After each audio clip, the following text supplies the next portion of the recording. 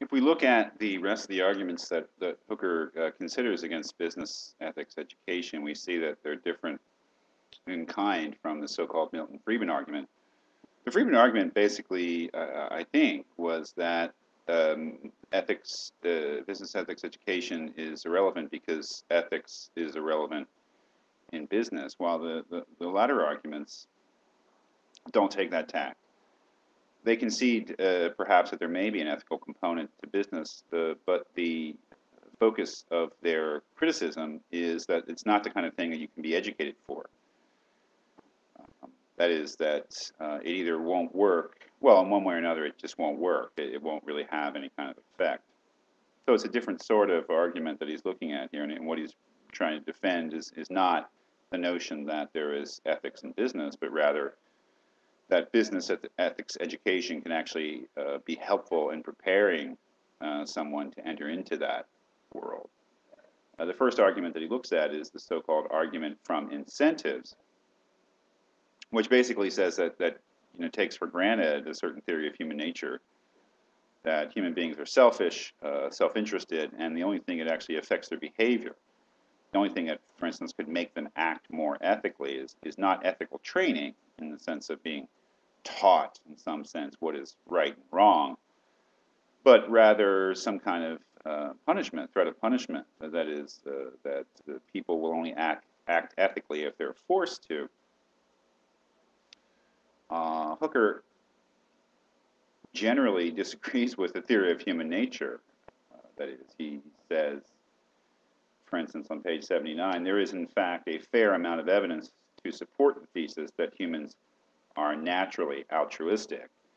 And that's a reference, a vague reference to a lot of interesting work in evolutionary psychology and other sort of investigations into human behavior and human nature that indicate that selfishness is not as primary as people might once have thought. But he then goes on to say that you don't even have to posit that human nature is naturally altruistic to refute the idea that only legal regulatory incentives affect behavior. And the thing he points to is culture. He tells a kind of a suspicious story about a colleague. He claims to be true, but who knows? It sounds a little pat, frankly. A colleague being robbed in an unnamed foreign country, and then going to a policeman who then robs him again. And his point is that that country, or that place, wherever it is, has laws and has a regulatory and legal structure, but that behavior, because there's no culture of adherence to those laws, and because there's not a cultural component encouraging ethical behavior, those laws fail. So what does he say at page 80? The incentives are in place. Laws provide for the punishment of theft. Yet unless people are generally predisposed to live by the rules, the enforcers will be as corrupt as everyone else. Well-designed incentives and regulations are undeniably important in a market system, yet the system can succeed only if cultural mechanisms inculcate norms and behavior patterns that allow it to operate under real-world conditions. Ethics instruction may well be one of these mechanisms. That is, that he's imagining that business ethics instruction is a contributor to an ethical climate that will result in more ethical behavior part of business people. That is, that there's a cultural component to ethics that transcends merely self-interested or legal or regulatory threats of punishment, and that business ethics education can be part of that culture. And that's a kind of argument you think that is, or whether that's successful. But he goes on in the next arguments, which are really all focused on the efficacy of business ethics education, even more so, the so-called gut feeling argument, the moral development argument, and the motivational argument. All of these arguments that he's criticizing, trying to tear down, have something to do with ethics itself, especially the moral development argument, the gut feeling argument. And then the strategy is to show that those are misapprehensions about the nature of ethics, and therefore misapprehensions about ethics education. The gut feeling argument, what does he say?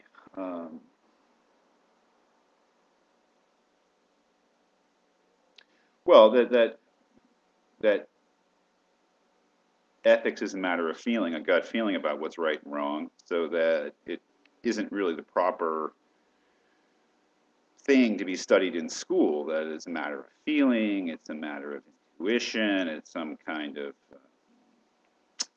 vague thing that cannot be intellectualized, cannot be the proper study, in an academic atmosphere. Now, this transcends the question of business ethics teaching and goes to the heart of ethics teaching in general.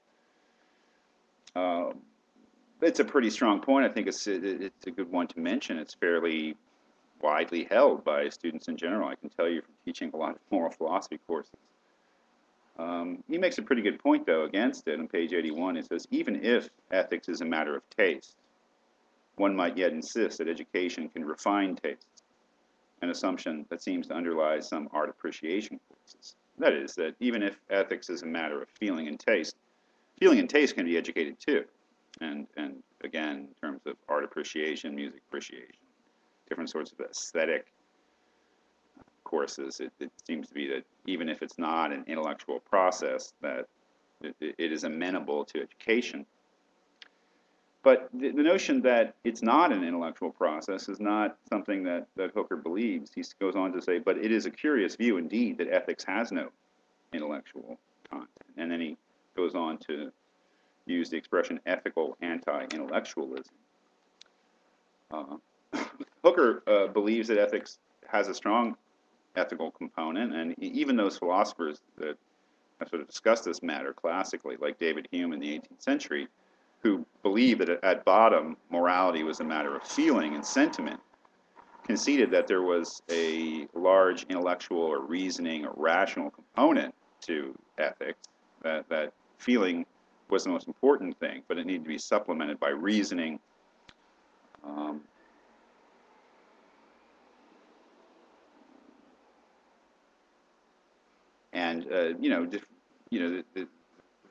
He gives the example of law. That is, that in a legal case, there is a moral issue at stake if someone has broken the law, but establishing the truth about moral infractions takes a lot of reasoning, things like that. He goes on to talk about the moral development argument. The notion there is, he says on page 82, the premise of this argument, that character is fully formed in childhood. It is the notion that, okay,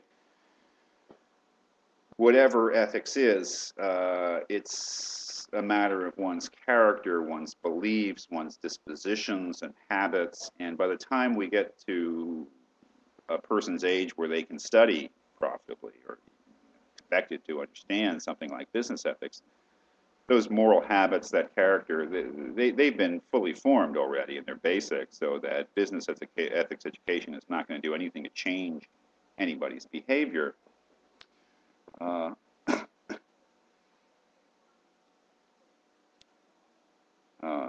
What does Hooker say about that on page 82? He says, it is generally acknowledged that college education can change behavior, irrespective of whether it changes character.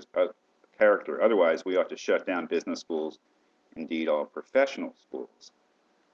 And then he ends that paragraph by saying, why is ethics class, the one class that deals directly with how one should behave, incapable of changing behavior when all the other classes in the building have practical effect? That's a pretty good point. In some sense or another, all professional schools seek to change behavior to shape the future behavior of their students.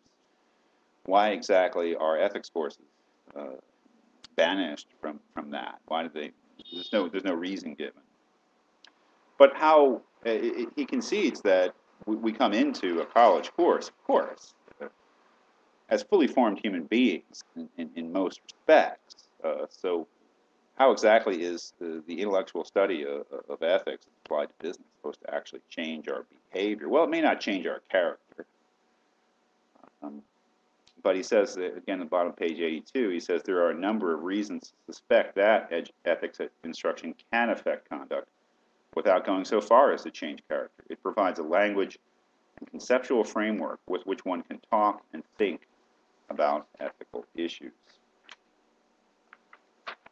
That seems to be, I would say, his strongest point. That is that it may be that in the basics of our character and our moral belief, we are pretty fixed by the time we get to college, but that doesn't mean that we have the tools yet to really think in a kind of literate way about ethical issues. That is, it may be that we have strong moral feelings and maybe even strong moral beliefs, but an ethics class can teach you or help you to teach yourself how to articulate those moral beliefs, how to subject them to criticism, how to analyze cases, and how to generally think about ethics, even if our fundamental ethical trend or disposition is more or less fixed.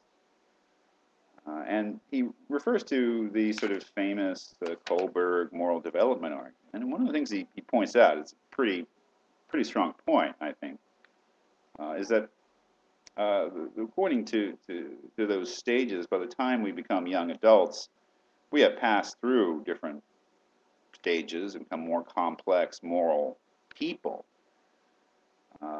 But the one thing that we may lack when we're in our late teens, early 20s is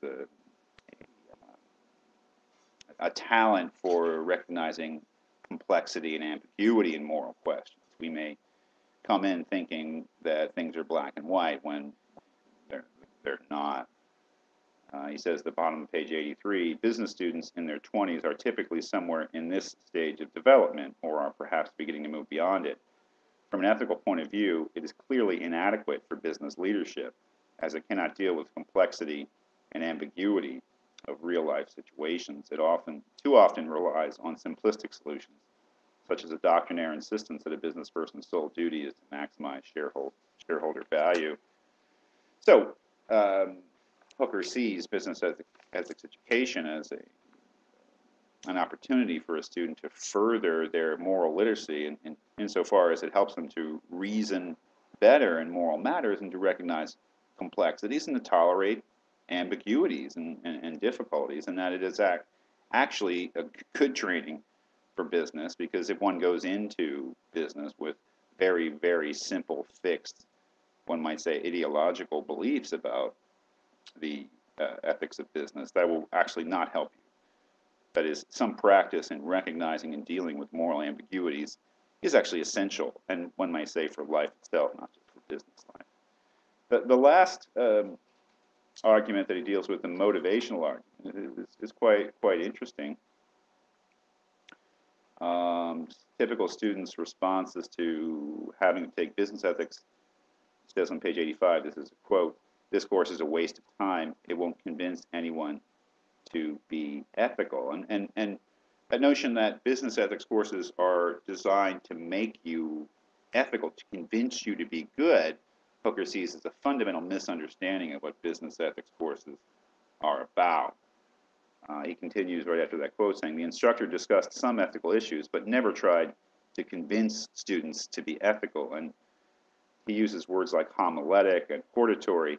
The notion that a business ethics course is primarily trying to make you good is a misunderstanding of what philosophy does and what ethics courses are for. He tells his own students, "I'm not here to convince you to be ethical."